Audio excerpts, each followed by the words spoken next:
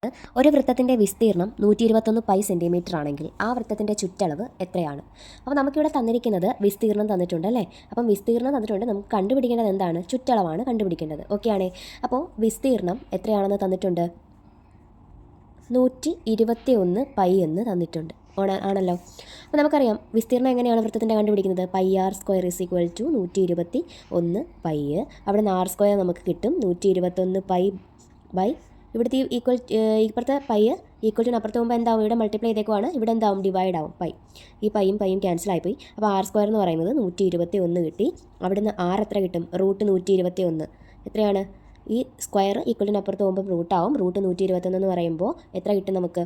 11 centimetre എന്ന് കിട്ടും. 11 ഇൻ്റെ സ്ക്വയർ അല്ലേ 121, അപ്പം 11 സെൻറ്റിമീറ്റർ എന്ന് കിട്ടി. നമുക്ക് കണ്ടുപിടിക്കേണ്ടത് എന്താണ്?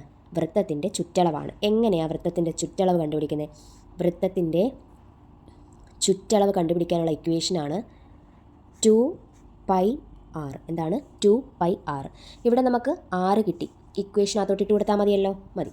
അപ്പം 2 ഇൻറ്റു പൈ ഇൻറ്റു ഇവിടുത്തെ 6 എന്ന് പറയുന്നത് 11 ആണ്. 11 ഇൻറ്റു 2 എത്രയാണ്? 22 പൈ സെൻറ്റിമീറ്റർ എന്ന് നമുക്ക് ആൻസർ കിട്ടും. അപ്പം വൃത്തത്തിൻ്റെ ചുറ്റളവ് കാണുന്ന ഇക്വേഷൻ എന്താണ്? 2πr ആണ്.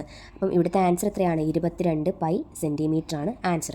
അങ്ങനെയാണെങ്കിൽ ഇത് നിങ്ങൾക്ക് ചെയ്യാനുള്ള ചോദ്യമാണ്, സിമ്പിൾ ചോദ്യമാണ്. ചുറ്റളവ് മാത്രം കണ്ടുപിടിച്ചാൽ മതി.